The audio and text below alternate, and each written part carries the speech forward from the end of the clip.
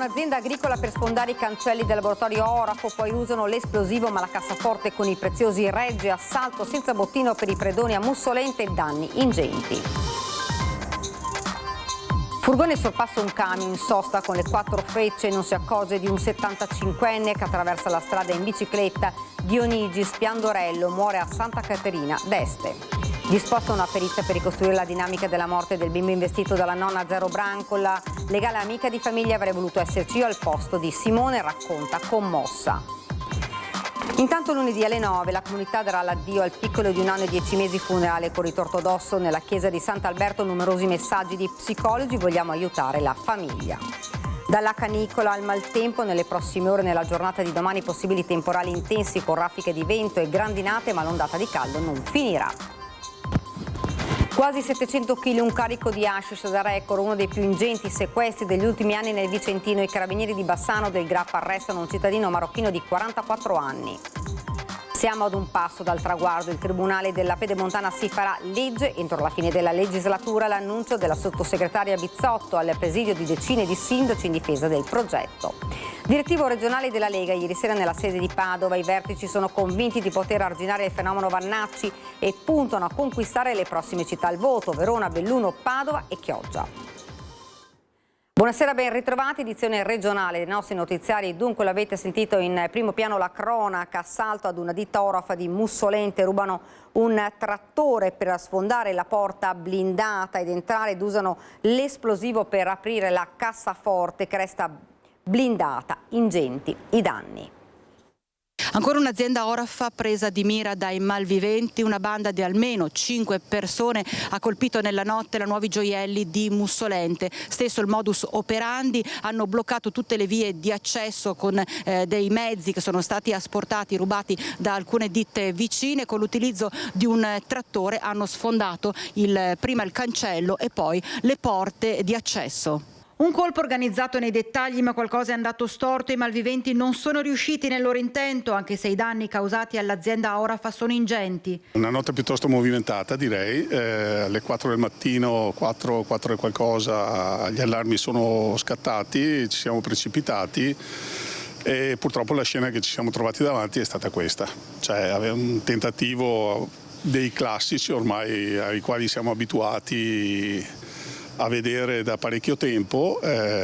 Quello che ci lascia un po' sbalorditi è la tempistica che hanno avuto a disposizione per fare quello che hanno fatto. 5 minuti sono stati veramente pochi, veramente pochi. Ormai sanno più o meno come sono strutturate le aziende Orafe, come sono organizzati appunto gli allarmi e cose di questo tipo, e loro puntano sulla velocità dell'azione. Sono arrivati con un trattore piuttosto robusto di un'azienda qua vicina e hanno fatto questo. Una volta dentro, dopo aver provocato un foro, hanno raggiunto la cassaforte. Tentando di perforarla, la punta dell'attrezzo si è rotta e i malviventi hanno fatto esplodere un ordigno. La struttura con dentro i preziosi ha retto. Hanno tentato, purtroppo per loro non sono riusciti, fatto danni ingentissimi, però ecco, diciamo che il più è stato salvato. Immediata la denuncia ai carabinieri, che ora stanno visionando le immagini delle telecamere della videosorveglianza della Nuovi Gioielli e di quelle delle ditte vicine. Fortuna ha voluto che a quell'ora non ci fosse nessuno dentro l'azienda e la rabbia e lo sconforto sono tanti per il titolare. Sicuramente sarebbe stata una strage, Quindi insomma c'è tanta amarezza, quello sì, c'è tanta amarezza.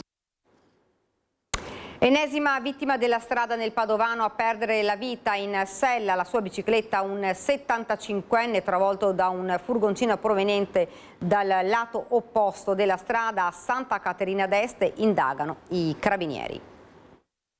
Come ogni mattina Dionigi Spiandorello, 75enne originario di Ponso, è salito in sella alla sua bicicletta e come ogni mattina ha percorso via Braggio, lungo la strada regionale 100, nella frazione di Carceri, a Santa Caterina d'Este. Alle 9:30 circa, però, un tragico incidente ha interrotto per sempre la sua routine.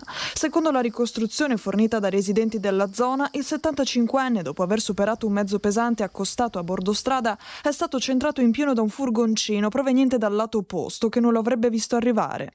Un impatto fatale che non gli ha lasciato scampo. Quello del camion aveva un bilico e ha detto: guarda, l'avevo appena superato, ma ancora dietro dove ci sono le cose di Menino, i capannoni di Menino dove ci sono le orchidee, li avevo già distanziato, però mi è caduto la bottiglia dell'acqua dal camion, però mi sono fermato, ho messo le 4 frecce e mi sono fermato. Nel frattempo che arriva quest'uomo in bicicletta e mi ha superato il camion, praticamente in mezzo alla strada.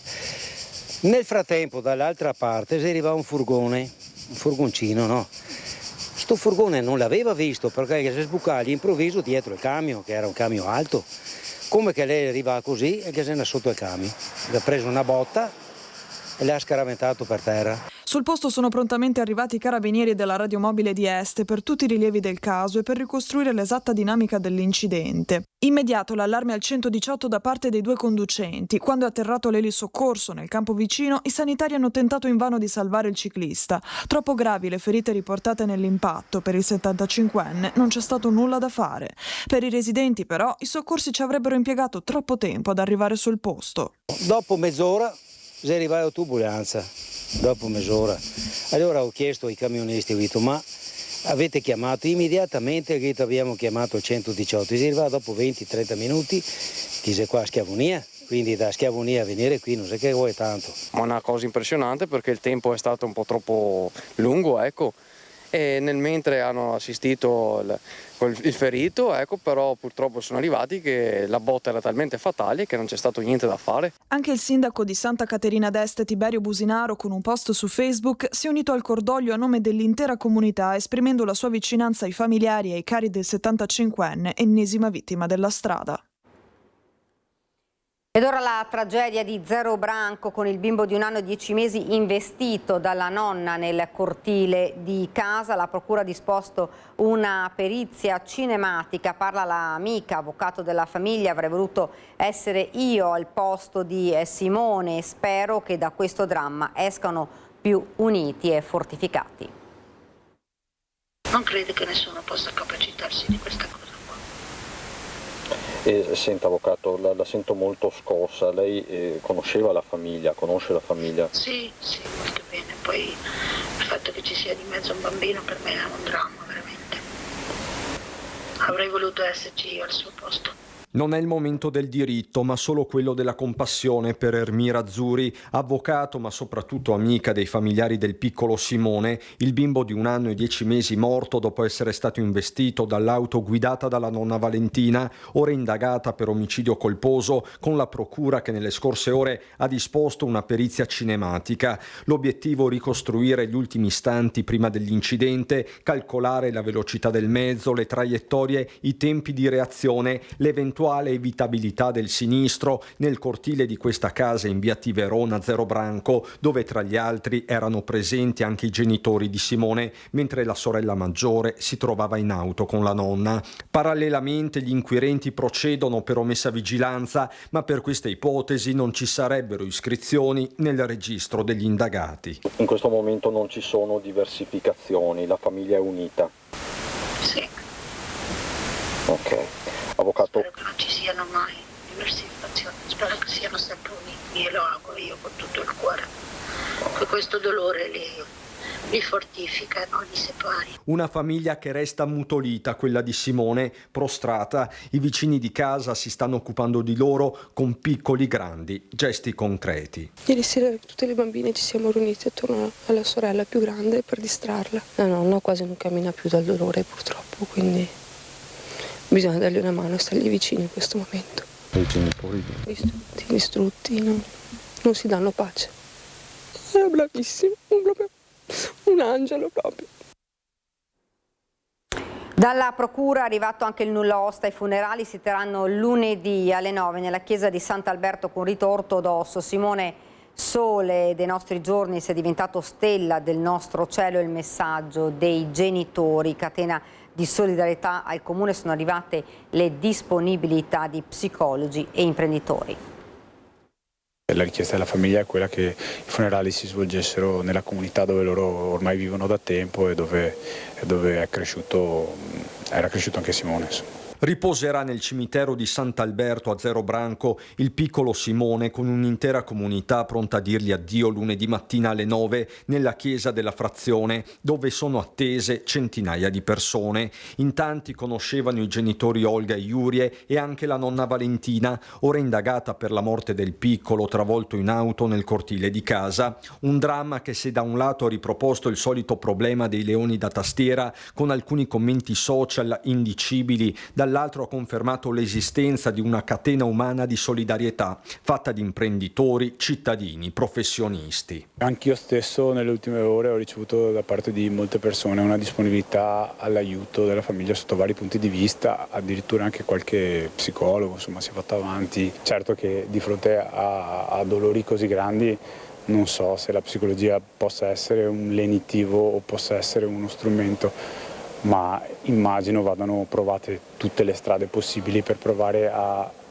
ad avere degli elementi in più, non per capire ma per affrontare poi il dolore. Intanto i genitori hanno dedicato al loro piccolo una frase semplice ma carica d'amore nell'epigrafe che annuncia i funerali, che si terranno con rito ortodosso e saranno officiati da padre Marius Cociorva, parroco della chiesa romena di Treviso. Simone, piccolo sole dei nostri giorni, sei diventato stella del nostro cielo, continuerai a brillare dentro ogni nostro respiro. Il messaggio di mamma e papà. Il sindaco li ha incontrati. Sì, la famiglia ha proprio detto: noi non vogliamo nulla, noi non chiediamo nulla.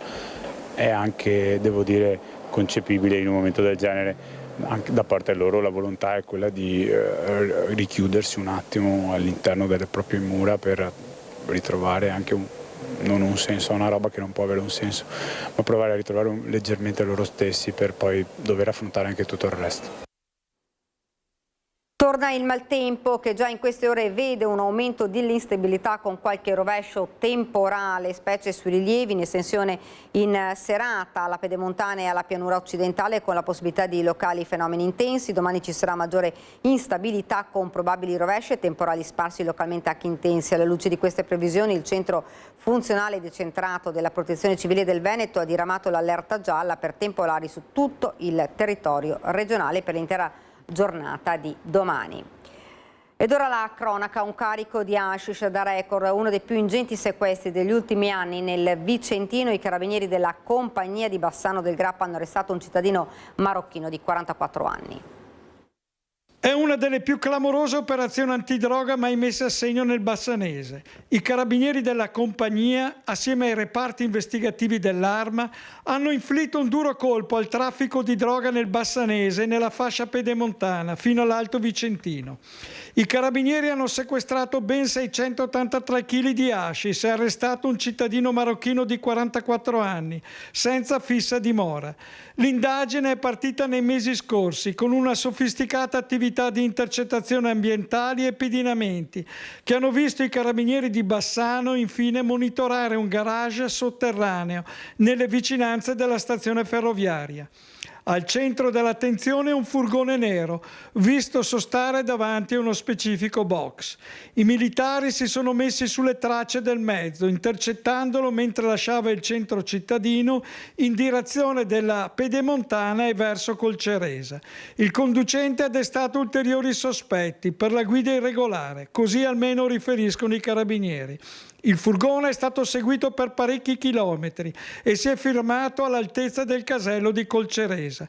Durante il controllo nell'abitacolo i detective hanno notato una grossa borsa lasciata aperta contenente numerosi panetti di hashish.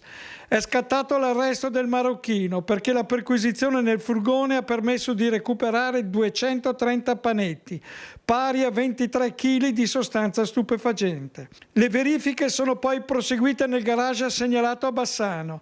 All'interno del box erano nascosti altri 660 kg di hashish, confezionati in panetti identici a quelli trovati sul furgone.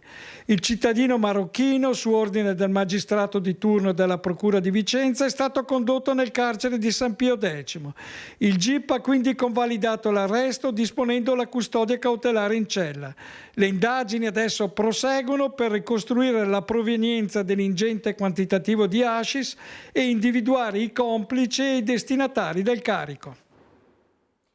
Sindaci, avvocati, categorie economiche, cittadini e 3 province che chiedono a gran voce l'apertura del Tribunale della Pedemontana, e nel mezzo della manifestazione indetta a Bassano arriva la conferma dal governo: il Tribunale si farà.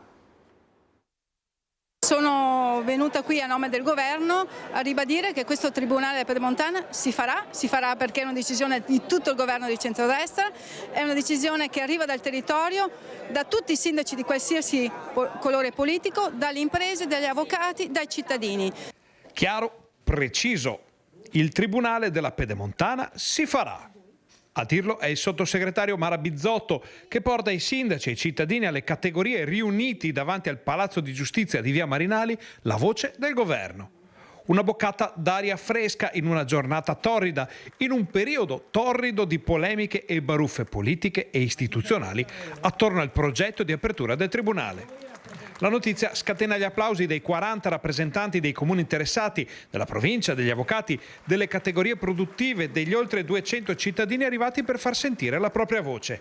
Una voce che rimbalza dalle rive della Brenta al Ponte Vecchio e prende la strada di Roma. È una risposta senza nessuna polemica a Vicenza, ma anche a tutta quell'area di sindaci che dice no ad un territorio. Guardate, ma è mai possibile che ci siano dei colleghi che dicono di no a delle offerte, a dei presidi che il governo vuole dare ad altri colleghi? Noi speriamo davvero che prima della fine di questa legislatura, così come promesso anche dal ministro Nordio, questo Tribunale abbia un ulteriore passo per poter poi vedere la apertura. Davanti al Tribunale tanti sindaci di ogni schieramento e di tutte le zone interessate. Una risposta alle polemiche, un segnale fortissimo per il primo cittadino di Bassano. Un segnale fortissimo, dopo 14 anni il territorio non molla, siamo uniti come sindaci, come categorie economiche e ordini professionali per chiedere un servizio che ci spetta. Siamo una delle zone più produttive d'Italia, siamo una zona che da 14 anni lotta per avere una giustizia più efficiente, il governo ci ha fatto delle promesse, adesso aspettiamo i fatti. Il territorio si è dimostrato per l'ennesima volta compatto, speriamo entro breve di vedere l'apertura del nuovo Tribunale della Pedemontana. C'è spazio infine per una frecciatina ai sindaci che hanno partecipato alla manifestazione contro il Tribunale della Pedemontana che si è tenuta davanti al Palazzo di Giustizia di Vicenza. Noi rimaniamo fedeli ai nostri principi, ai nostri cittadini, noi rispondiamo ai nostri cittadini, qualcun altro invece risponde agli interessi magari di qualche ordine. Morti sospette al centro Gallucci di Padova dopo la segnalazione arrivata dall'azienda Ospedale Università. La procura di Padova aveva aperto un'inchiesta che è stata archiviata. Il procuratore Racanelli: in una nota non sono emersi fatti penalmente rilevanti. Sono stati svolti accertamenti all'esito dei quali non sono emersi fatti penalmente rilevanti. È Angelo Antonio Racanelli, procuratore della Repubblica di Padova, a mettere la parola fine. È stato archiviato il procedimento contro ignoti aperto dai suoi uffici dopo che sui tavoli della procura era arrivata una segnalazione da parte dell'azienda Ospedale Università di Padova che trasmetteva una nota del cardiochirurgo Vincenzo Tarzia. Il fascicolo, scrive il Corriere della Sera, era stato aperto per far piena luce sulle morti sospette di 4 pazienti di 56, 23, 59 e 60 anni, ricoverati per problemi cardiaci e poi deceduti nel centro Gallucci, eccellenze della cardiochirurgia e dei trapianti di cuore italiani. La nota, poi finita sul tavolo della procura, era stata inviata al direttore generale dell'azienda ospedaliera, al direttore sanitario, alla rettrice dell'Università di Padova e allo Spisal. All'interno è riferimento a una serie di rilevanti criticità organizzative e gestionali e la nomina del direttore ad interim. Una vicenda che porta alla luce il clima di tensione dovuto alla successione del professor Gerosa, dopo che lo scorso dicembre il nuovo assessore regionale alla sanità aveva lasciato la direzione dei Gallucci. Avvicinato sul tema, l'assessore Gino Gerosa all'inaugurazione della nuova casa di comunità di Mira ha preferito non rilasciare alcuna dichiarazione. Siamo alla politica. Direttivo regionale della Lega ieri sera nella sede di Padova. I vertici sono convinti di poter arginare il fenomeno Vannacci e puntano a conquistare le prossime città al voto: Verona, Belluno, Padova e Chioggia. Tesseramenti rinnovati al 98%, nessuna emorragia verso futuro nazionale del generale Vannacci e sullo sfondo le elezioni in 170 comuni con la Lega determinata a essere protagonista a Verona, Padova, Belluno, ma anche a Chioggia, città strategica del veneziano. Il direttivo del partito del segretario Salvini si è riunito a Padova, sul tavolo la necessità di serrare le fila e arrivare uniti ai prossimi appuntamenti, compresa la adunata di Pontida del 20 settembre e i congressi definiti occasione di democrazia interna. Il dato numerico più importante, sfoderato dai dirigenti, è quello sul rinnovo dei tesseramenti. La prima scadenza era il 30 giugno. Il 98% delle persone che si era iscritto nel 2025 si è anche iscritto nel 2026, quindi questo è un buon segnale, perché insomma non c'è questa fuga di militanti verso altri partiti, ma continua poi naturalmente il tesseramento anche per i sostenitori. Dunque ecco la risposta a Vannacci e ai sondaggi che lo vedono in crescita, pronto a strappare voti alla Lega. Lega che non vuole dare importanza ai sondaggi, ma punta a mostrare i muscoli, ovvero tessere e gazebo. I risultati si vedranno sempre il giorno dopo le elezioni. Basarsi solo sui sondaggi, abbiamo visto sia le regionali che le comunali di Venezia, conta poco, perché poi i risultati sono stati stravolti. Noi pensiamo che abbiamo dei validi amministratori che, se saranno in campo, possono portare la Lega a fare un ottimo risultato. La prima prova da affrontare saranno le elezioni amministrative, che coinvolgono decine di comuni, ma soprattutto alcune grandi città. La Lega chiede di scegliere i candidati della coalizione di centrodestra in fretta, perché più è grande il comune, più tempo servirà per girare il territorio e farsi conoscere. 170 sono i comuni che vanno al voto circa in Veneto nel 2027, con soprattutto Padova, Belluno, Rovigo, ma mi sento di dire anche Chioggia, città grandi, quindi bisogna essere pronti, farsi trovare pronti e iniziare subito a lavorare. E Padova è un laboratorio ideale, c'è già convergenza sul nome, quello di Roberto Marcato, definito ideale dal direttivo della Lega, mentre spunta l'ipotesi di un tavolo del centrodestra per scegliere il nome o magari ufficializzare proprio Marcato. Confido che mettere assieme gli amministratori che sul territorio hanno consenso, sono bravi, con qualche risultato che si spera di portare a casa negli ultimi mesi di governo, la Lega possa fare un ottimo risultato alle prossime elezioni. E nel caso sia Marcato, trapela l'idea di riorganizzare la sede leghista di Padova per dare il massimo supporto all'ex assessore regionale e strappare la città al centro-sinistra dopo 10 anni. Si è concluso nella notte il varo del nuovo impalcato metallico del sovrappasso Santa Teresa lungo la statale Transpolesana nel territorio di Roverchiara in provincia di Verona. Per limitare l'impatto sulla circolazione, ANAS ha eseguito nelle settimane precedenti il montaggio della carpenteria metallica al di fuori della carreggiata. Questa soluzione ha consentito di effettuare il varo nel corso di un'unica chiusura notturna della statale. Dalle 6 di questa mattina la statale 434 è stata riaperta al traffico, la carreggiata in direzione Verona resta chiusa e la circolazione trasferita su quella in direzione Rovigo, dove è stato istituito il doppio senso di marcia. Ed è tutto, ora sigla, poi le previsioni del tempo. Grazie davvero per averci seguito, arrivederci.